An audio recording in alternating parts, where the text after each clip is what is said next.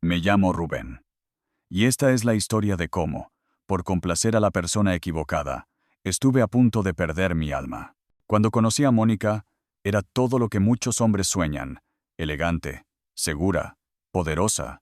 Venía de una familia adinerada, con contactos, empresas y una vida llena de privilegios que yo solo había visto en películas. Yo, en cambio, era un hombre de trabajo. Me esforzaba, sí, pero vivía al día. No sé exactamente qué vio en mí, pero durante los primeros meses me hizo sentir especial. Me presentaba como el único que no estaba detrás de su dinero, y a su modo, parecía amarme. Me casé con ella sintiéndome como un invitado en un mundo que no era el mío. Con el tiempo, fui adaptándome. Aprendí a vestir de cierto modo, a hablar como sus amigos, a sentarme en cenas donde nadie sabía mi nombre. ¿Te está gustando la historia? Deja tu me gusta y suscríbete al canal. Ahora sí, te dejo ver el video. Pero todos sabían cuánto valía su reloj. Pero lo que no cambié fue mi corazón. Yo seguía siendo el mismo Rubén que no podía ignorar el dolor ajeno. El que frenaba el coche si veía a un niño vendiendo chicles en la esquina. El que miraba a los ojos a quienes pedían ayuda. Y justo por eso empezó el problema. Una tarde, mientras salíamos de una tienda en una zona exclusiva, vimos a dos niños sentados en la banqueta. Estaban sucios, delgados, con la ropa desgastada. Uno de ellos sostenía una cajita con dulces. El otro, más pequeño, simplemente observaba. Mi impulso fue automático. Caminé hacia ellos. Pero Mónica me detuvo bruscamente, tomándome del brazo. Ni se te ocurra, me susurró con frialdad. No te acerques a esa gente frente a mis amigas. La miré, incrédulo. Son niños, Mónica. Y nosotros no somos la beneficencia, me respondió, endureciendo la voz. ¿Qué parte no entiendes? Me quedé quieto. Los niños me miraban con esperanza, pero yo obedecí.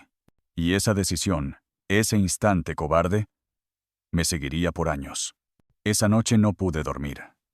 La imagen de los niños en la acera me perseguía como un eco silencioso en la oscuridad.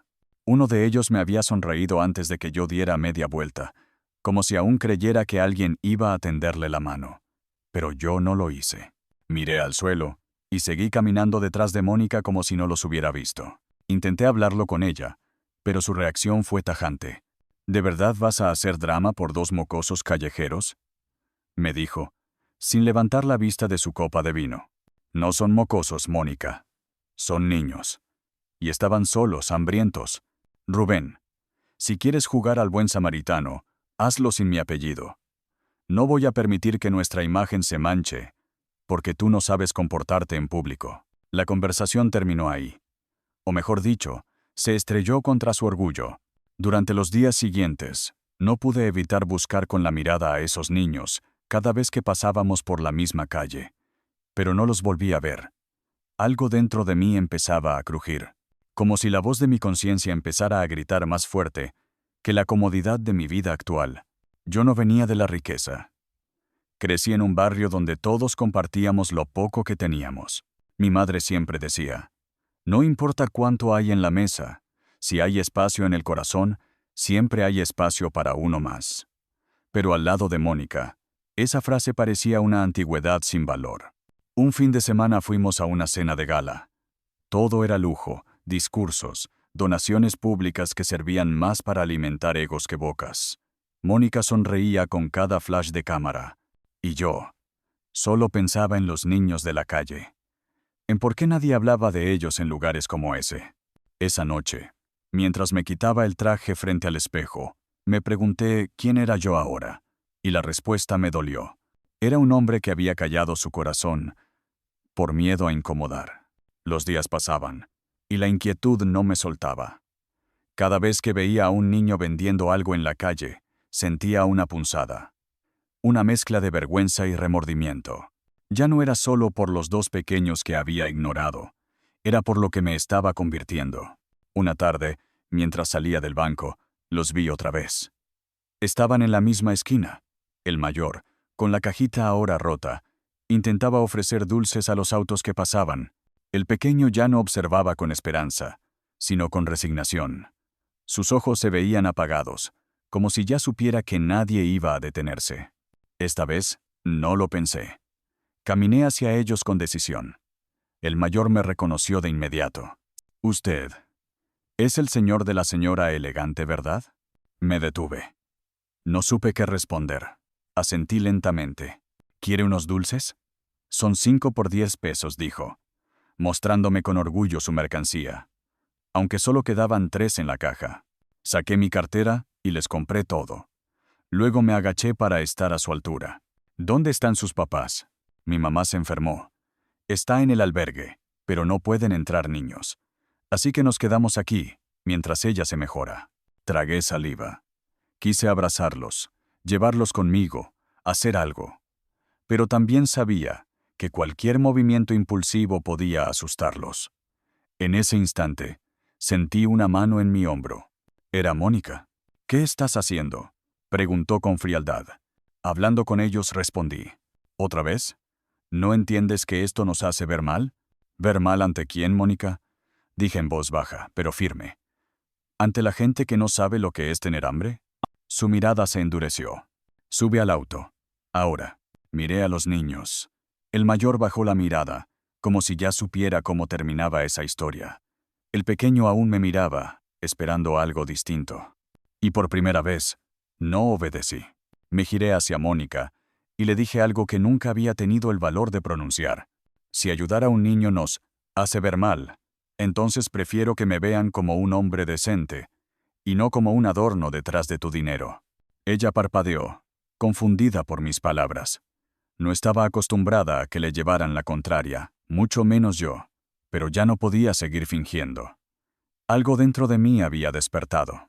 Algo que llevaba años dormido por miedo a perder su aprobación.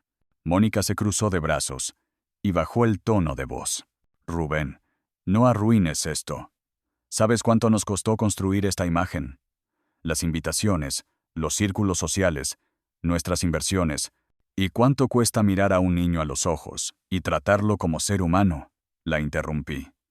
«Porque eso no se puede comprar». Ella apretó la mandíbula, pero no respondió. Subió al auto y cerró la puerta con fuerza.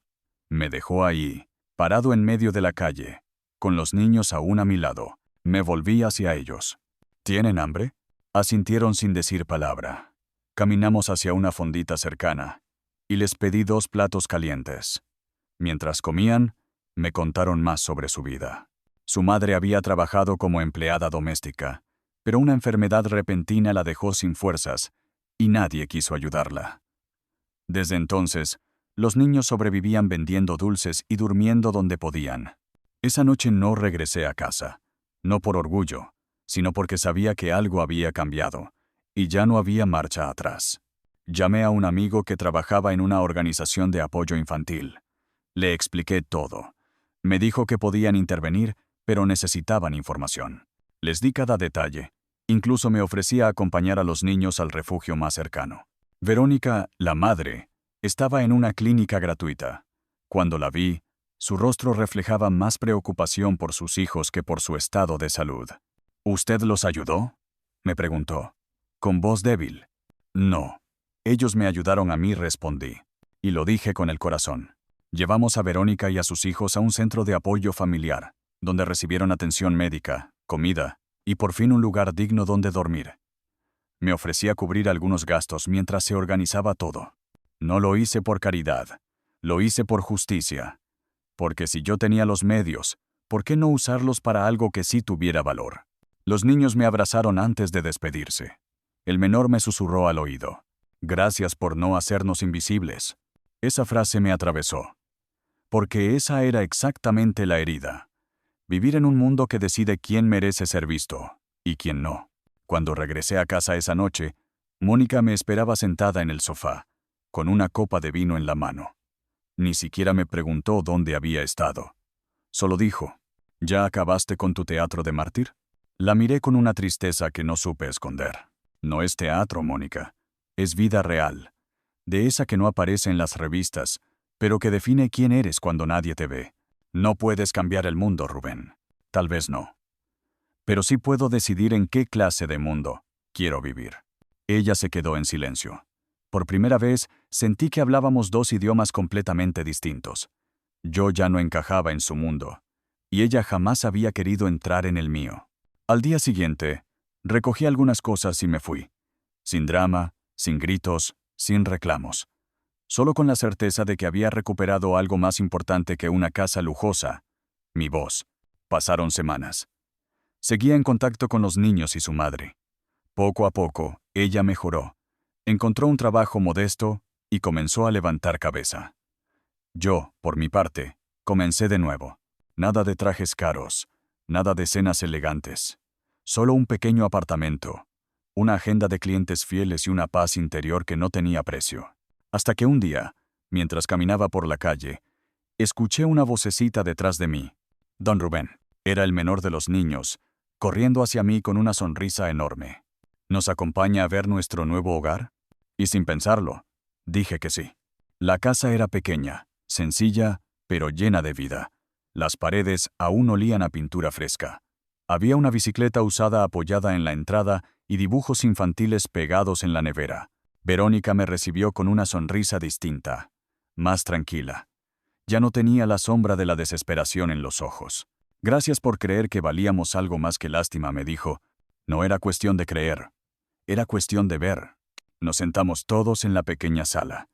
Los niños hablaban emocionados de la escuela, de sus nuevos amigos, de los planes para tener un perro cuando el patio estuviera listo. Cada palabra era un canto a la dignidad, al amor que no pide nada a cambio. Esa noche me fui caminando a casa, mirando el cielo.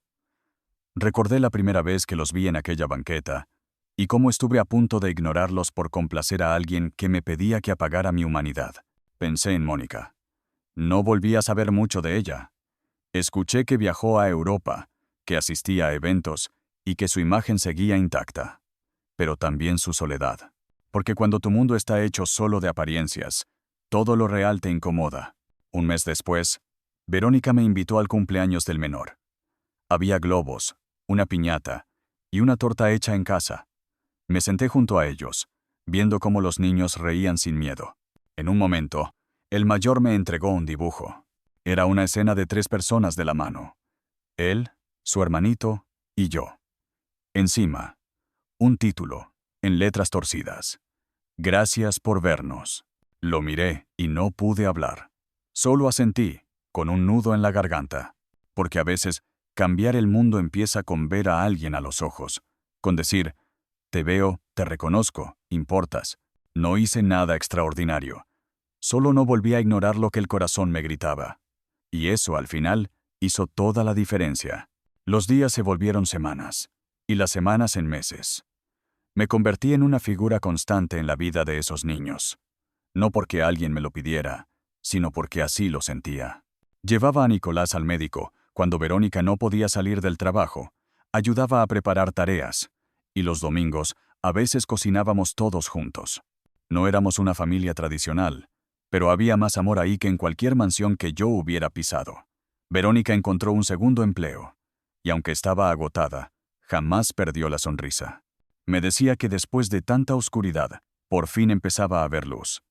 Y yo entendía lo que sentía, porque yo también había despertado. Un día, mientras salíamos del supermercado, vimos a un hombre bien vestido que se bajaba de un auto último modelo. Me costó reconocerlo, pero era el mismo Rubén de antes. O mejor dicho, la versión que había dejado atrás. Traje, reloj costoso, gesto apurado. Se parecía, pero no era yo. Y entonces, lo vi. No en el reflejo. Lo vi en otro hombre. Uno que caminaba detrás de su esposa con la mirada baja, ignorando a una mujer con su hija en brazos pidiendo una moneda. La mujer lo miraba, con los mismos ojos que aquellos niños me pusieron hace meses. Me detuve. Observé en silencio. Y en ese instante supe que todos, en algún momento, nos enfrentamos a esa encrucijada. Callar para agradar o actuar para vivir con dignidad. Nicolás me tomó de la mano y me dijo, ¿vamos a ayudarles? Sí, hijo. Claro que sí. Le compramos comida, la escuchamos, le dimos contactos de ayuda. Verónica, que al principio dudó, ahora se había convertido también en una mujer que sabía lo que significaba tender la mano. Nadie nos fotografió, Nadie lo subió a redes. Pero allí, en esa calle, se volvió a escribir otra pequeña historia de compasión. Y yo entendí que no importa si el mundo no aplaude. Lo importante es no volverse ciego otra vez. Con el tiempo, descubrí que la verdadera riqueza no está en lo que acumulas, sino en lo que entregas. No en el tamaño de tu casa, sino en el espacio que haces en tu corazón para otros. Verónica y yo nunca fuimos pareja, pero formamos un equipo. Un equipo que creció alrededor de algo mucho más valioso que el dinero: la empatía, el respeto, el compromiso silencioso de hacer lo correcto. Los niños crecieron con esa visión. Sabían que no todos los días eran fáciles, pero también sabían que podían contar con nosotros. Que un día de lluvia podía terminar con chocolate caliente, risas y una historia compartida. Que no se necesita perfección, solo presencia. A veces, cuando salimos juntos al parque, vemos gente apresurada, autos lujosos que pasan sin mirar a los costados, y niños que aún venden dulces en las esquinas. No podemos ayudar a todos, pero nunca volvimos a ignorar. Y cada vez que lo hacemos, recordamos ese primer día. Ese momento en que mi silencio pesó más que mis palabras. Lo que Mónica perdió no fue solo un matrimonio. Perdió la oportunidad de amar sin condiciones, de bajar del pedestal y mirar la vida real, con todo su desorden, su fragilidad, pero también con toda su belleza. Yo no la juzgo. Cada quien elige en qué mundo quiere vivir. Y yo elegí uno donde los niños no son invisibles, donde una madre no está sola, y donde un gesto puede cambiarlo todo. Hoy, cuando cierro los ojos por las noches, no escucho el ruido de la ciudad ni el eco de las fiestas elegantes.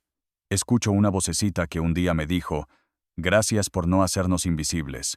Y eso vale más que cualquier fortuna. Si llegaste hasta este punto del video, gracias, porque eso me dice que algo de esta historia tocó tu corazón, igual que tocó el mío. Y si te hizo pensar, sentir o recordar algo importante, entonces este canal es para ti. Aquí no solo contamos historias, aquí buscamos entendernos. Suscribirte no cuesta nada, pero puede hacer una gran diferencia para ti y para que sigamos trayendo más contenido real, humano y con propósito. Así que si te gustó, dale a suscribirte y activa la campanita. Yo te espero en la próxima historia, porque aún quedan muchas por contar. Gracias por ser parte de esta.